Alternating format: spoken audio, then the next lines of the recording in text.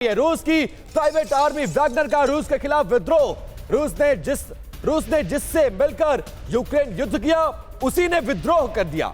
रूस की private army का पुतिन के खिलाफ सैन्य विद्रोह देखने को मिल रहा है और डबल चुनौती से, जैसा कि सुमित हमारे सहयोगी कहते हुए नजर आ रहे हैं, ये दोहरी चुनौती है। मनीष, क्या इस दोहरी चुनौती से सक्षम है आज की तारीख में पुतिन निपटने के लिए? क्या स्थिति बनेगी और इसका इंपैक्ट आज की तारीख में बॉर्डर पर जो लड़ाई पड़ रही है उस पर कितना होता हुआ आपको नजर आ रहा है?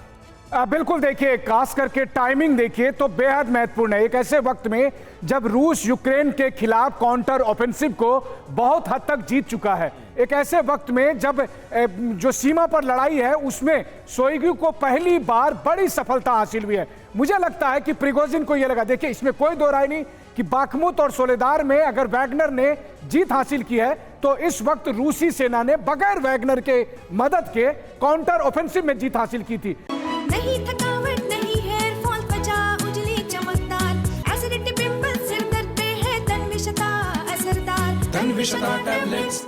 तो शायद प्रिगोजिन को यह लगा कि अब तक केवल जीतने वाले खिलाड़ी वो थे, लेकिन अब शोइगु भी खिलाड़ी बन चुके हैं। तो प्रिगोजिन के पास एक आखिरी मौका था यह बताने के लिए रूसी लोगों को कि मैं भी इस जीत में उतना ही शरीक होना चाहता हूं। और शायद इसी वजह से प्रिगोजिन ने, देखिए प्रिगोजिन की गलती यह हुई कि प्रिगोजिन बोलते तो जा रहे थे, बयान तो बहुत सारा दे रहे थे, लेकिन कल उन्होंने दरअसल रूस के युद्ध करने के फैसले पर ही सवाल कर दिया जब उन्होंने ये कहा कि डोनबास में जो है वो रूसी सेना हमला कर रही है, यूक्रेन हमला नहीं कर रहा था। यह बहुत बड़ी बात। लेकिन सिंह सर, प्रिगोजिन के पेशेंस को भी तो टेस्ट किया शोइगु ने ना, क्योंकि अगर मैं वो लास्ट वीडियो बाखमुट का याद करूं तो उसमें बहुत ही एग्रेसिव, बहुत ही मिफ्ट नजर आए थे प्रिगोजिन, और साफ तौर पे वो कह रहे थे कि जो हो रहा है वो हम बर्दाश्त नहीं कर पाएंगे। एब्सोल्युटली, बिल्कुल। देखिए, प्रिगोजिन जो है वो पूरी तरह से पूरी रशिया की जो लड़ाई है अकेले प्रिगोजिन लड़ रहे थे। उसमें बाखमुट की लड़ाई जो है बहुत बड़ी नाक की लड़ाई बन गई थी,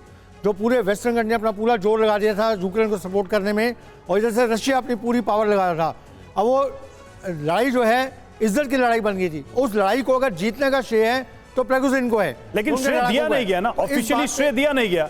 एब्सोल्युटली, ऑफिशियली श्रेय दिया नहीं गया। एब्सोल्युटली, यही बात है। और ये रशियन आर्मी के जनरल्स हैं, वो श्रेय इनको नहीं देना चाहते कि इसमें उनको लगता था कि ये रशियन आर्मी की लड़ाई है तो ये श्रेय हमें मिलना चाहिए। बिना लड़ाई में गए अगर उनको जीत मिले तो उनको देश का देखना चाहिए कि हमारा देश जीत रहा है, उसको ना देखना। इम्पैक्ट क्या होने वाला है कि क्या चेचन कमांडर्स जो एक बड़ी भूमिका इस युद्ध में निभाए हैं, प्रिगोजिन के बाद चेचन कमांडर्स के भी विद्रोह की संभावना क्या संजय सर बनती है? सुमित, यही सवाल आपसे भी जानना चाहूंगा, लेकिन सबसे पहले संजय सर ऐड करिए, चेचन कमांडर्स कहां हैं, उनका इंपैक्ट क्या होने वाला है, और क्या प्रिगोजिन के बाद चेचन कमांडर के विद्रोह की संभावना आपको होती हुई नजर आ रही है कहीं से भी? देखिए रोबे, कि युद्ध में साम दाम दंड भेद सब चलता है। हाँ। यहाँ पर जो है आप देखिए कहीं ना कहीं क्या पश्चिमी देश, क्या यूक्रेन धीरे धीरे किसी न किसी तरह से आग भड़काते रहे प्रिगोजिन के दिमाग में कि भाई तुम्हें फैसिलिटी नहीं मिल रही, कुछ उनके एडवाइज़र बना दिए, आपके ऊपर अटैक कर दिया, अटैक किसने किया मालूम नहीं, आपको पीछे से हथियार नहीं मिल रहे, धीरे धीरे आग लगाते रहे। और यही जो युद्ध में ये होता है कि किस प्रकार से आप एक धड़े को भड़का दें, जो कि सवाल लेकिन ये था कि आग को बुझाने की कोशिश क्यों नहीं की गई? चिंगारियां जब दिख रही थी तो शोइगु चुपचाप क्यों बैठे रहे? किस बात का इंतजार कर रहे थे? क्या वो इस बात का इंतजार कर रहे थे कि ऐसे गृह युद्ध जैसी स्थिति हो?